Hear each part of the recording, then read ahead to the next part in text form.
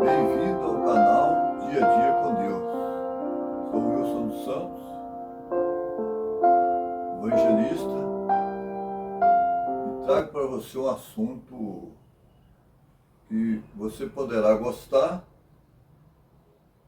E se você, porventura, gostar desse assunto, não se esqueça de se inscrever no canal e de ativar o sininho e clicar ali no gostei. Tenho vários vídeos gravados e de compartilhar esses vídeos também com seus amigos. O assunto de hoje se trata do secamento do rio Eufrates. Antes vou orar e depois nós vamos entrar nesse assunto que é muito importante. Senhor nosso Deus, te agradecemos pela oportunidade que tu nos dá de podermos pregar o Evangelho, fazermos a tua vontade, até que o Senhor volte novamente para buscar a tua igreja. Pedimos que esteja conosco em nome de Jesus. Amém. O secamento do rio Eufrates. Apocalipse 16, versículo 12. O sexto anjo derramou a sua taça sobre o grande rio Eufrates, e a sua água secou-se, para que se preparasse o caminho dos reis do Oriente. Qual o significado dessa profecia sobre o secamento do rio Eufrates no contexto da sexta praga? No capítulo 16 de Apocalipse, pode ser dividido em três partes esse capítulo: o secamento do rio Eufrates, os três espíritos imundos e a batalha do Armagedon. Porém, iremos considerar o verso 12. Precisamos buscar informações do Antigo Testamento no livro de Gênesis, capítulo 2, versículo 10 a 14. E saía um rio do Éden para regar o jardim, e dali se dividia e se tornava em 4 braços. O primeiro braço era o rio Pison. O segundo braço era o rio Gion. E o terceiro rio era o rio Dekel. E o quarto rio era o Eufrates. Esses rios regavam o Éden e outras regiões citadas no texto bíblico. Nos tempos posteriores ao paraíso, o rio Eufrates continuou sendo meio de sustento para os povos babilônicos e assírios, inimigos do povo de Israel. Esse rio percorria a Babilônia, as suas águas irrigava as plantações e usadas no consumo de sua população. Não tinha como sobreviver sem as águas desse rio, porque o rio era um meio de sobrevivência dessa população. O antigo historiador Heródoto relata que Babilônia foi tomada durante a noite, enquanto o rei Belsazar e seus oficiais deram um banquete em seu palácio. Enquanto o rei e seus oficiais estavam embriagados, os soldados persas, por ordem de Ciro, desviaram o curso das águas do rio Eufrates, que atravessava a cidade, possibilitando os soldados entrarem pelo leito do rio, com poucas águas, para tomá-la de surpresa. Então ele invadiu Babilônia de surpresa, encontrando o rei e seus oficiais despercebidos. Por uma negligência deles, a cidade foi invadida e conquistada pelo exército medo-persa. Nessa mesma noite, o rei Belsazar foi morto, e Dario o Medo reinou em seu lugar. sendo da idade de 62 anos. Parece que a história se repetirá no final dos tempos. É o que muitos historiadores e teólogos acreditam. Um repórter de 2002 do Ministério de Recursos Hídricos do Iraque diz: os rios podem vir a secar-se completamente até 2040 por causa da diminuição nos níveis de água em razão à seca excessiva e mudanças climáticas. Isso poderia causar guerras por água, sede e crises humanitárias no Oriente Médio. O secamento do rio Eufrates, de Apocalipse 16, verso 12, foi a visão do profeta João, que viu o sexto anjo derramando a sua taça sobre o rio Eufrates. E as suas águas secaram-se, preparando o caminho para os reis do Oriente. Aqui trata-se de uma profecia simbólica, não literal, como muitos estudiosos supõem. Precisamos analisar o simbolismo, é claro, o simbolismo apocalíptico, né, para entendermos o que significa águas na profecia apocalíptica. Água quer dizer povos, multidões, nações, tribos e línguas. Apocalipse 17, versículo 15. Sendo assim, as águas do Eufrates não são águas literais, mas sim povos, nações, multidões, tribos e línguas. O rio Eufrates e os reis do Oriente também são simbólicos da batalha que envolverá o mundo inteiro, não só uma região específica, como muitos acreditam. Não se trata do anticristo atacando Jerusalém. Pelo contrário, embora haja conflitos, e sempre houve conflito entre judeus,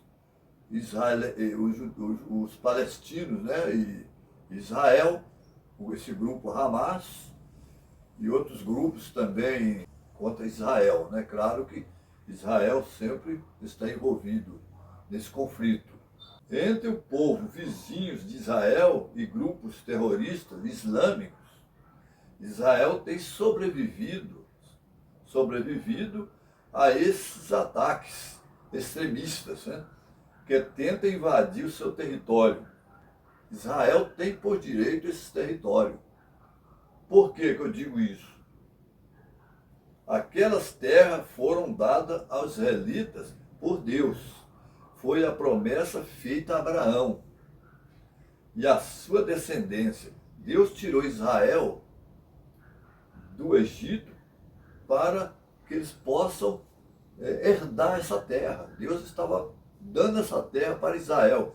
E ela, nessa época, era habitada pelos povos cananeus, né, que viviam naquela região.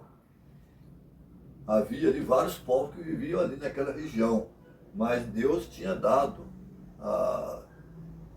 a terra para os hebreus. Porque essa promessa, ela fora feita a Abraão e a sua descendência, quando eles saíram lá da terra de dos caldeus, né? Deus o enviou a essas terras, e prometendo a ele, Abraão, que eles receberiam por herança essas terras, e a sua descendência também. E os judeus também fazem parte da descendência de Abraão. Então eles têm por direito essa terra. Eles perderam uma parte boa dessa terra. Porque quando Israel, eles foram dispersos entre as nações, devido à destruição de Jerusalém pelos romanos, no ano 70, eles ficaram espalhados entre as nações. Então eles perderam essa região que pertencia a eles. Quando Israel retornou novamente, na data de 14 de maio de 1948, desde então a nação se estabeleceu naquele local, foi estabelecido o Estado de Israel ali, e eles passaram a viver nesse local e se tornou uma potência econômica e militar nessa região. Alguns estudiosos do passado pensavam que o secamento do Eufrates seria o desaparecimento da Turquia, país onde é formado o rio Eufrates pela ligação de dois rios. O rio Eufrates Ocidental, que nasce nas montanhas orientais da Turquia, e o Eufrates Oriental, que se origina no Lago Van. Pensavam-se que o Eufrates secaria para dar passagem às tropas em guerra. Seria uma batalha literal, segundo esse entendimento, entre nações inimigas reunidas para a batalha do Armagedon. Apocalipse 16, versículo 16. E congregaram no lugar que em hebraico se chama Armagedon. Mas como o Apocalipse é um livro simbólico, tem algumas partes literais, mas tem muitas partes que são simbólicas, né? Temos que considerar os eventos aqui descritos como secamento do Eufrates, o Armagedon como símbolos, não como lugar específico, até aquele vale Jezreel. Então, não se trata assim, de uma batalha literal. O secamento das águas do Eufrates simboliza a retirada do apoio. É isso mesmo, do apoio dos povos e governantes à Babilônia. Simbólico que significa poderes religiosos que antes estavam unidos, né, para combater o povo de Deus e os mandamentos de Deus. O povo que guarda os mandamentos de Deus e tem a fé em Jesus, né? Se encontra lá no Apocalipse 12, 17, 14, 12. Né? São povos que se uniram para atacar o povo de Deus, dentro de um contexto babilônico, né? Simbólico. A Babilônia significa aí uma união de forças religiosas para defender algo que para eles é importante, que é a paz mundial,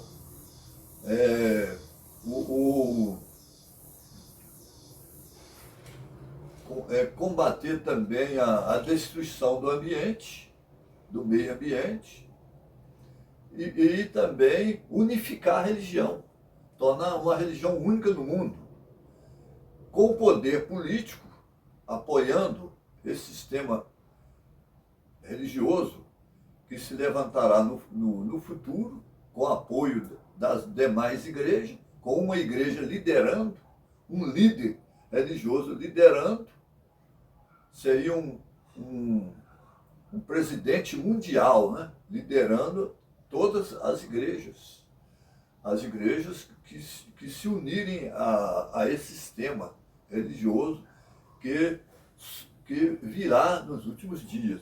Esse sistema religioso, eles criarão novas leis religiosas, abandonando as leis bíblicas, as leis estabelecidas por Deus na Bíblia. Então deixarão de seguir os ensinamentos bíblicos para seguir tradições humanas, seguir orientações filosóficas, né? Orientações filosóficas. Seguir, então, doutrinas de homens. E a Bíblia sempre fala sobre isso, fala que deixar o verdadeiro Deus para seguir doutrinas humanas, doutrinas de homens. Deixaram a lei de Deus, Jesus falou, deixaram os mandamentos de Deus para seguir doutrinas de homens. E assim vai acontecer no final. Então isso que se chama secamento das águas do Eufrates, simboliza a retirada do apoio dos povos e governantes que ajudaram a Babilônia a se estabelecer nesses últimos dias, para governar o mundo através da religião. Sempre foi o desejo de Babilônia, é de governar o mundo. Desde o passado, a Babilônia do passado, né? No tempo de Nabucodonosor, a Babilônia era uma potência mundial naquele tempo. E no futuro a Babilônia se tornar uma potência religiosa, a Babilônia mística. Isso aí foi tomado emprestado, esse símbolo de Babilônia do passado. Então a Bíblia ela usa símbolos eventos do passado para esclarecer o futuro, as coisas que vão sendo reveladas no futuro, o que vão acontecendo. Assim quando as profecias vão se cumprindo, aí vão se desvendando as verdades por trás disso aí. Então, é claro que eu estou falando aqui, mas muitas coisas ainda vão se cumprir. São profecias que não se cumpriram ainda.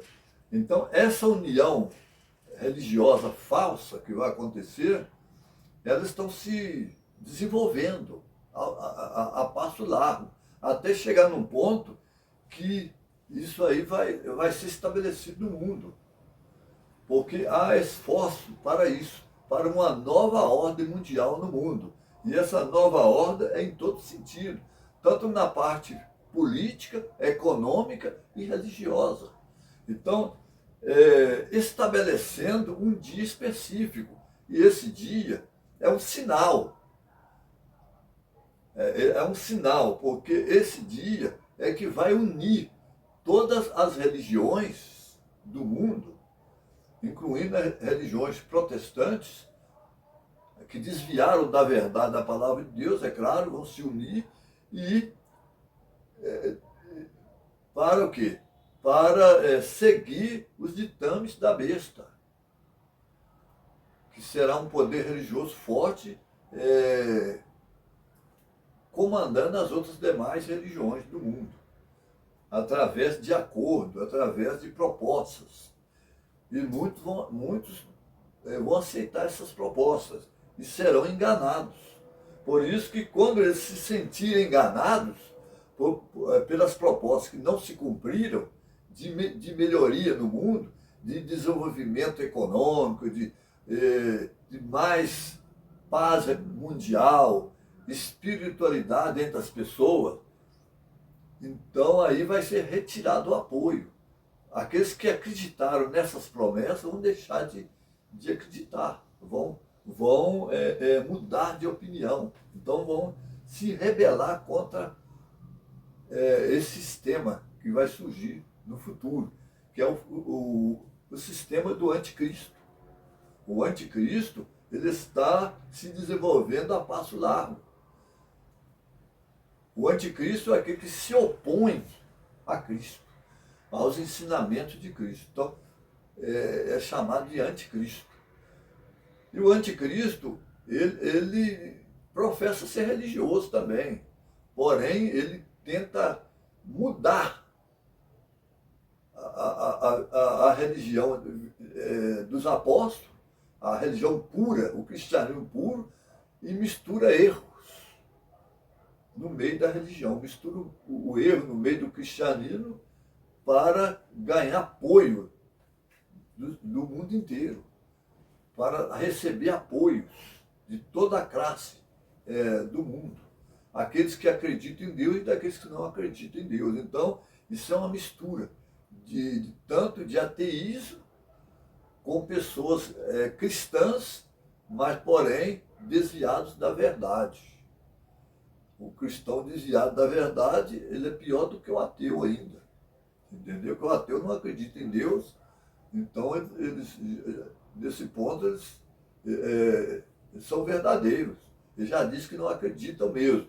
Mas quando o cristão diz que acredita em Deus e vive transgredindo as leis de Deus, ensinando também o povo a fazer assim, essa pessoa causa um estrago muito maior, um estrago tremendo no mundo religioso. Então, o que vai acontecer exatamente é o afastamento da verdade, da palavra de Deus. Então, eles vão se afastar do verdadeiro evangelho para seguir tradições humanas, ensinamento de homens, doutrinas pagãs, que já vem entrando na igreja desde a Idade Média, desde o princípio, né? Vem entrando a adoração a ídolos, né? E a adesão também do espiritismo dentro das igrejas também, né? E isso aí tem causado também uma união, mostra ali uma união através do entendimento errôneo das Escrituras, quando a má interpretação das Escrituras leva as pessoas ao extremismo religioso. E isso aí é que tem causado muito problema no mundo, esse extremismo. Então, isso aí vai desencadear crise no mundo. E para tentar resolver a crise desse extremismo, ataques terroristas, essas coisas, eles vão tentar mudar a política do mundo. Parece uma boa ideia? Sim, parece. O clima sendo agredido, né? A poluição no mundo. Então, resolver o problema da poluição é uma coisa bacana, boa, mas tem que saber como eles vão resolver isso. E a maneira que eles vão resolver isso é através selecionando um dia, e esse dia é chamado de domingo, um grande erro. O domingo para o descanso da terra. Então, o que acontece?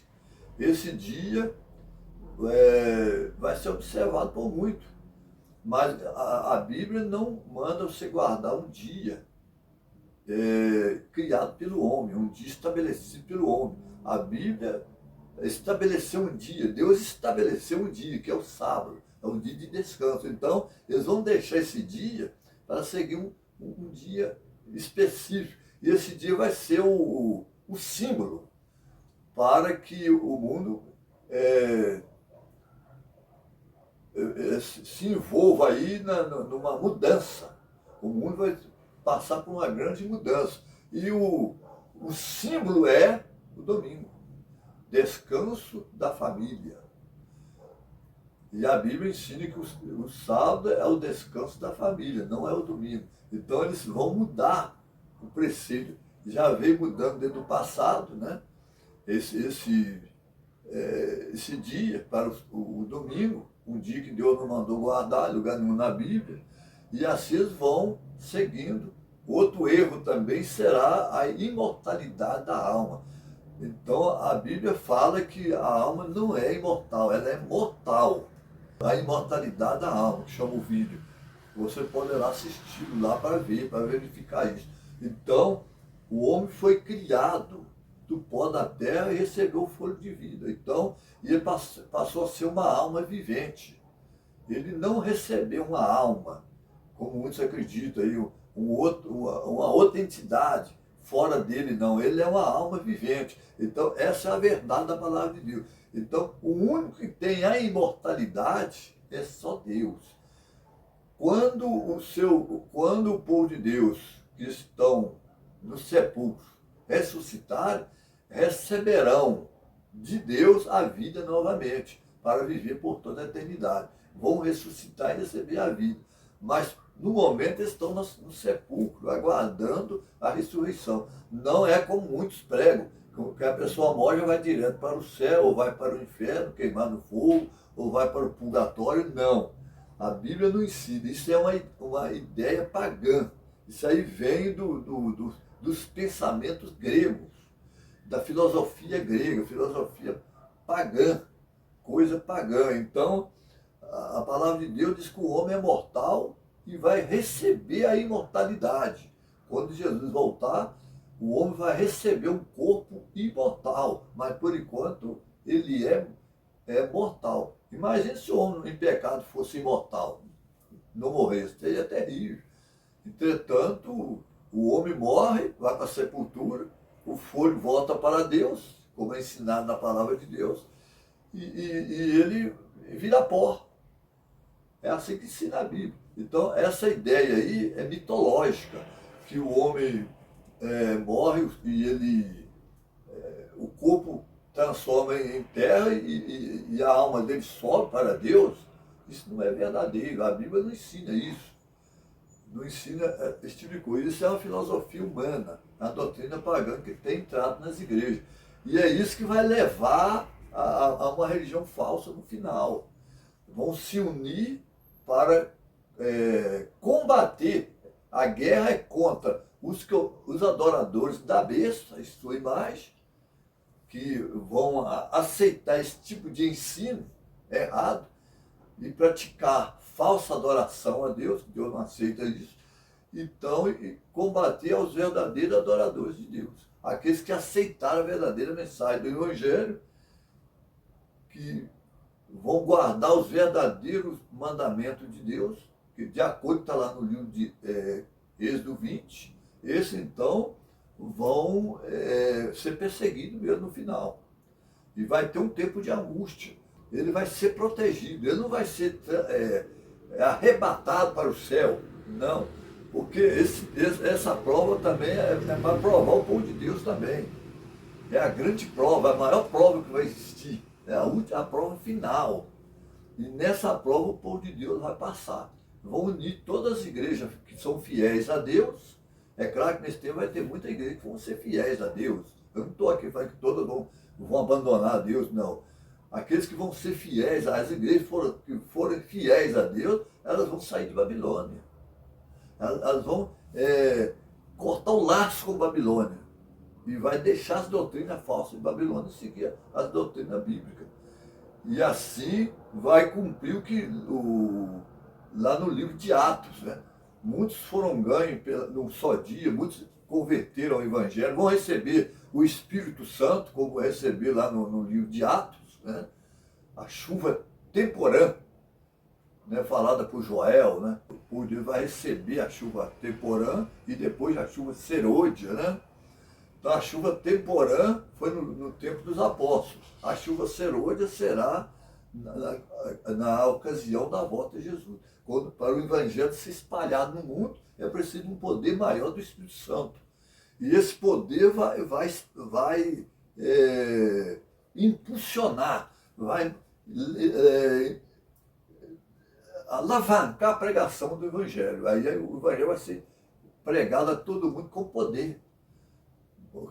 Curas vão sendo feitas, os milagres vão aparecer, sinais por todo lado, por Deus, como foi no tempo do apostólico, né? No tempo lá de Atos, né? No livro de Atos, vai acontecer novamente, com mais força ainda. E o mundo inteiro vai ouvir a mensagem do Evangelho com poder. Não é um Evangelho fraco, mas um Evangelho com poder.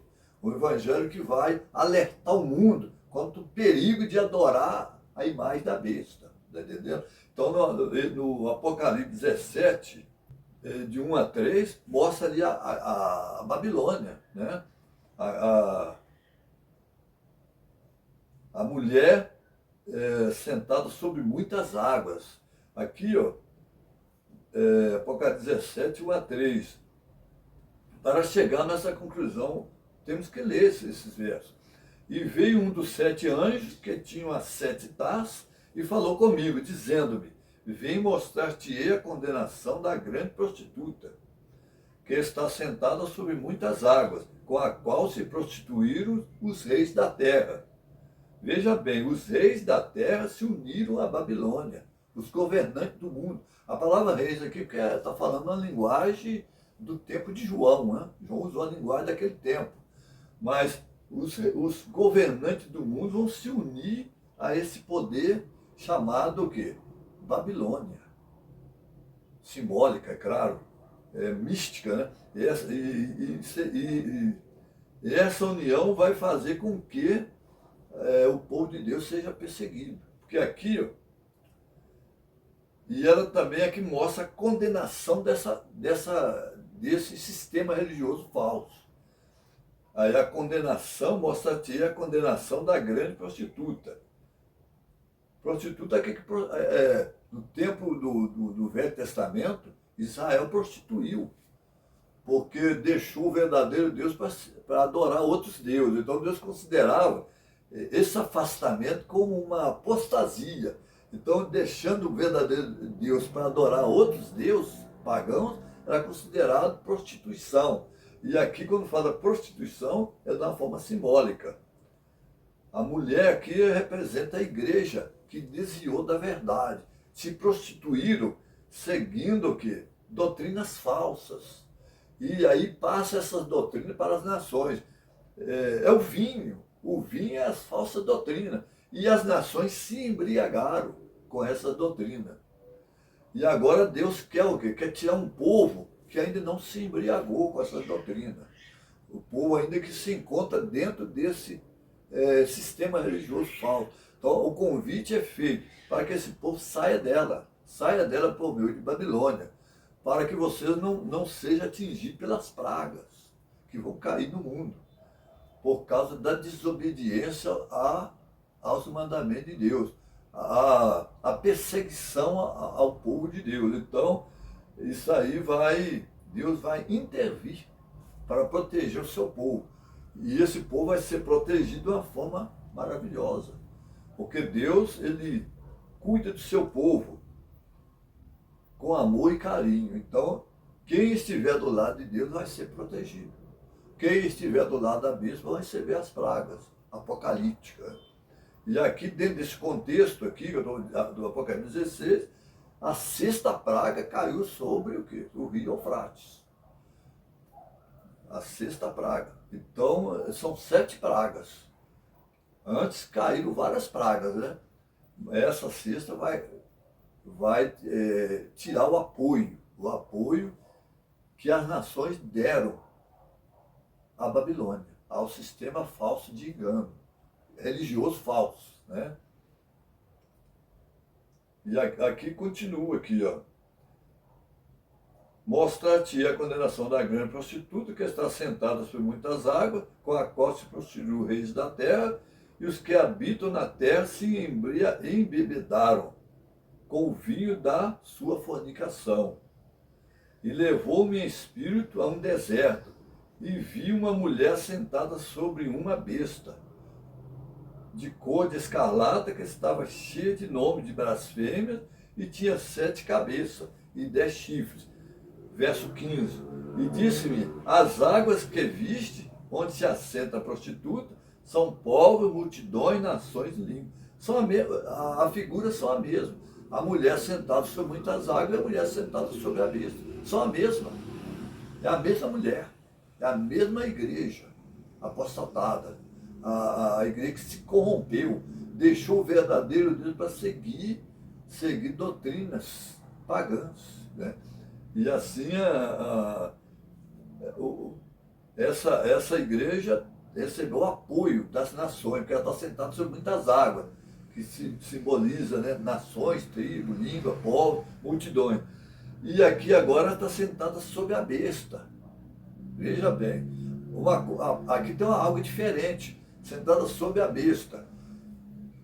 Então, dentro do contexto apocalíptico do capítulo 13, ali vemos que a besta do mar simboliza Roma papal. No final, ela é claro que existe pessoas sinceras dentro desse movimento, que obedecem verdadeiramente a Deus, mas no final ela vai de uma forma assim até misteriosa mesmo, que isso possa acontecer no meio cristão, é claro, mas ela vai ter uma atitude de ataque àqueles que pensam diferente dos ensinamentos instituídos por esse sistema.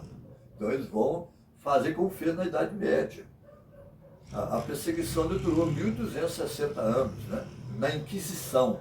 E isso vai voltar outra vez. Eles vão tentar ressuscitar essa Inquisição novamente. Porque lá diz, lá no Apocalipse 13, todos aqueles que não aceitaram o sinal da besta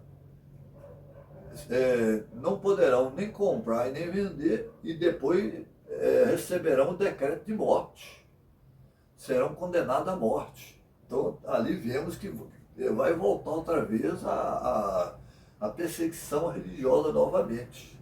Mas Deus vai, agora já está no final mesmo, Deus vai intervir e vai defender a sua igreja. No tempo mesmo da angústia de Jacó, chamada angústia de Jacó, que ela se divide em duas partes, a pré-angústia e a angústia de Jacó. A angústia de Jacó, então, não vai haver morte nela, porque o povo de Deus já estão selados, protegidos contra a perseguição da besta e da sua imagem. Será um tempo de angústia para o povo de Deus, para Jacó mesmo. Jacó, ele passou por uma aflição grande quando ele fugiu da presença do seu irmão Esaú, né? E quando ele retornou, Esaú veio com 400 homens para matar Jacó, só que Deus protegeu Jacó ali, defendeu ele das mãos do irmão, né?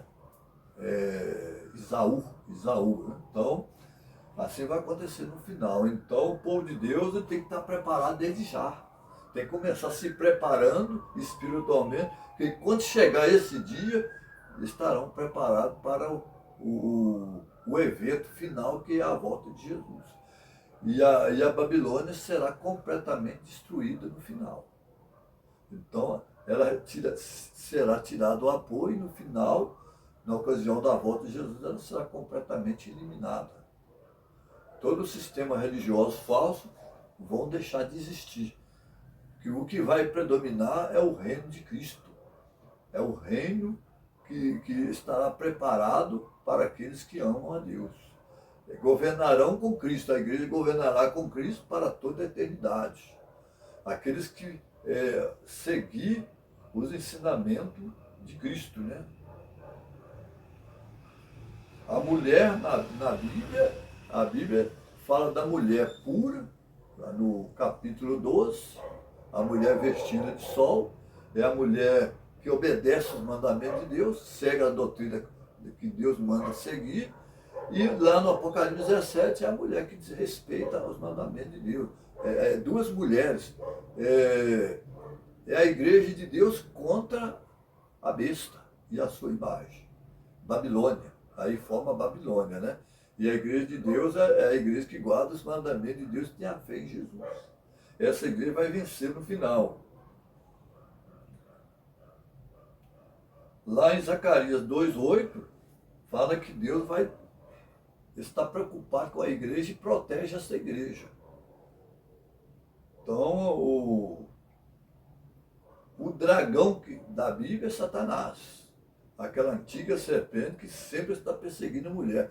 Lá no capítulo 12 de Apocalipse, o dragão persegue a mulher, a igreja. O varão, né, representado ali é Cristo, né? É o descendente, Cristo é o descendente, né? É o que foi arrebatado até o céu. Jesus foi crucificado por perseguição de Herodes, influenciado por Satanás, né? Levado ao poder romano para ser crucificado. Depois ele ressuscitou e subiu ao céu. Então está ali retratado o Apocalipse 12, de Apocalipse, né? O Apocalipse 12. E no Apocalipse 17 mostra a queda, né? A condenação desse sistema religioso falso. A condenação, Deus vai condenar esse sistema falso religioso. Mas aqueles que abandonar esse sistema antes de fechar a porta da graça serão salvos. Então, isso vai depender das pessoas que viveram nesse tempo. Se eles vão aceitar ou não seguir ao lado do Cordeiro, que foi morto desde a fundação do mundo, ou ficar do lado da besta, do lado de Satanás, do dragão, né? Que foi o dragão que deu poder a essa besta. Lá no Apocalipse 13 fala que recebeu do dragão o poder. A besta recebeu do dragão o poder. Esse sistema falso, ele está governando sob a orientação da besta, do dragão. O dragão sempre odiou a lei de Deus lá no céu, enganou uma terça parte dos anjos, arrastou para a terra, né? Sempre os anjos de Deus estão pondo as hostes das trevas para correr mesmo. Então isso aconteceu no céu, eles foram expulsos lá do céu, os anjos maus foram expulsos de lá, juntamente com Satanás, ele veio para a terra para seduzir os homens, e Satanás criou aqui uma religião falsa. Uma religião que diz assim, certamente não morrereis. Vocês podem desobedecer a Deus, mas vocês não vão morrer. É uma ideia falsa. Vocês serão como Deus. É uma tremenda mentira, né? Vocês serão como Deus. E assim essa Babilônia vem seguindo por esse caminho. O caminho da apostasia mesmo. Ela vem caindo há séculos. E agora o povo de Deus tem que estar alerta para não cair nos erros de Babilônia. Seguir o caminho certo, o caminho que é Cristo, né? Ninguém precisa ficar de fora da salvação que Deus tão bondosamente concede àquelas pessoas que o amam.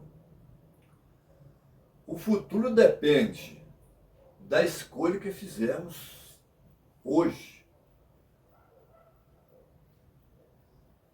Se escolhermos seguir o caminho apontado por Cristo, não temos que temer o futuro. A decisão está em nossas mãos. Deus não pode decidir por nós.